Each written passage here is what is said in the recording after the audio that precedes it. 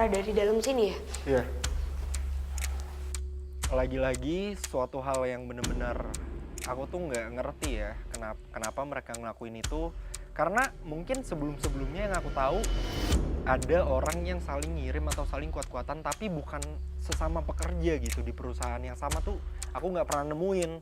Baru di sini, dan menurut aku nggak ngerti aja sih apa yang mereka pikirin pada saat itu. Baru saja membuka salah satu ruangan villa, Frisly langsung terkaget disambut oleh sosok astral. Tapi tadi yang bikin aku kaget ada sosok jelas banget. Sosok apa, Frisly? Sosok yang seperti sedang melakukan ibadah sholat. Jadi pas tadi kita masuk, dia kayak lagi kayak gini, tapi natap kita di sini. Sosoknya itu kayaknya berubah wujud, tapi yang aku dapet malah dari sosok ini.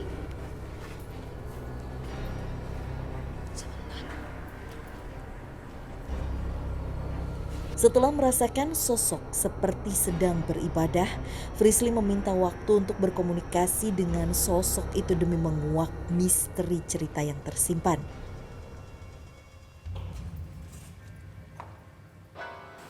Oke, ini merupakan jin yang suka mengikuti para pekerja, mungkin semasa ini aktif, mengikuti proses ibadah.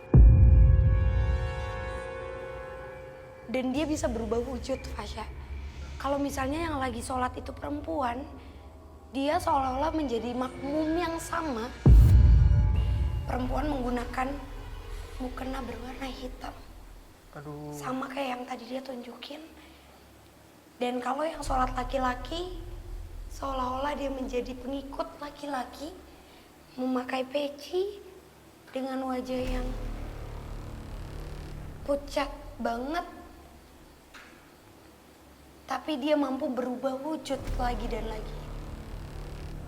Oke, mungkin aku langsung to the point soal sosok ini.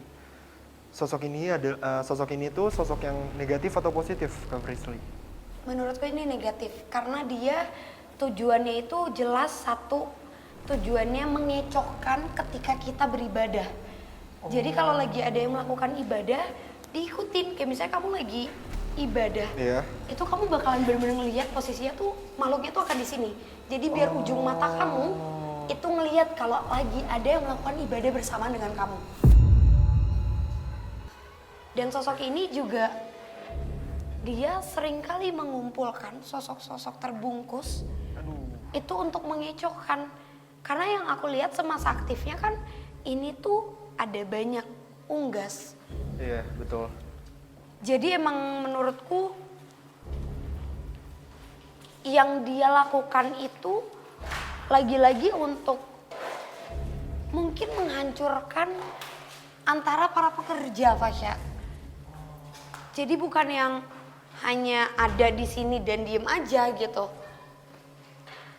Oke, tapi Kak Frisly tadi sempat mention sedikit soal ini adalah tempat unggas. Memang benar ini tempat unggas, tapi aku mikir aja gitu, apakah dengan ini tempat unggas itu mengundang para makhluk di sekitar sini yang akhirnya ada di tempat ini? Enggak mengundang, tapi karena banyaknya pekerja yang mungkin ingin mempunyai pegangan, sehingga mungkin yang ditawarkan kepada si makhluk itu bukan nyawa manusia, melainkan tenang, saya akan memberikan kamu nyawa hewan yang bisa kalian ambil sesuka kalian. Dan itu yang menyebabkan mereka ada di sini tuh lumayan kuat. Oke, aku ngerti. Berarti memang perjanjian dari awal para pekerja yang memiliki pegangan itu menukarkannya dengan unggas yang ada di tempat ini. Iya, jadi mungkin banyak yang unggas tiba-tiba sakit lalu mati tanpa sebab dan juga gak wajar. Tapi dikaitkannya itu cuma kayak virus dan sebagainya. Padahal kaitannya adalah perjanjian antara manusia dengan sesuatu yang dijanjikan. Nah, kalau di belakang ini Fasya, boleh tolong disenterin juga? Dan belakang sana. tadi pada saat kita menjelaskan, Ya. di belakang ini persis, itu ada sosok yang gelap, besar dan berbulu, berdiri belakang ini. Dan aku yakin banget kalau sosok ini adalah sosok yang paling tua yang sudah ada sebelum adanya tempat ini. Jadi sosok ini memang bukan yang mengganggu dalam artian sama dengan sosok nenek tadi. Iya. Tapi sosok ini lumayan sering ditemui oleh masyarakat. Kalau misalnya ada masyarakat yang pulang ngaji atau pulang beraktivitas. Jadi kalau ngelewatin jalan ini, mereka ngelihat ada sosok besar hitam dengan mata yang menyala. Kalau di jalanan ini untuk rekan-rekan yang suka masyarakat di sini lewat lebih dominan ke hantu itu, sosok yang tinggi besar. Dan itu dia. Dan ini sosoknya ada di belakang ini. Persis banget di sini. Besarnya itu hampir mencapai ujung pohon itu. Iya. Tapi apakah sosok itu sosok yang mengganggu Kak Frisly? Kalau ngeganggu kayaknya bukan ngeganggu orang-orang dengan tujuan yang negatif ya. Tapi lebih ke mengganggu para pendatang mungkin. Ini juga jelas banget sih Fasya kalau makhluk itu ngeganggu itu para pekerja yang memang tinggal atau menginap tidak jauh dari tempat ini. Terus Kak Frisly bilang kalau susah untuk adanya seperti aktivitas ya di tempat ini. Iya. Apakah itu juga yang menjadi alasan tempat ini tuh akhirnya kosong dan terbengkalai gitu aja?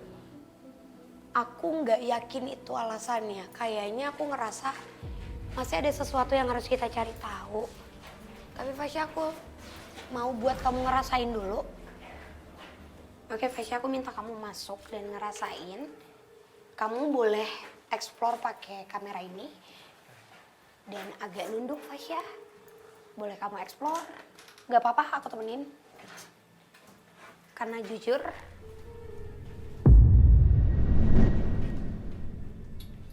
kamu kasih tahu bedanya apa dan ada suara atau ada sesuatu apa yang langsung kamu rasain pusing sih jujur.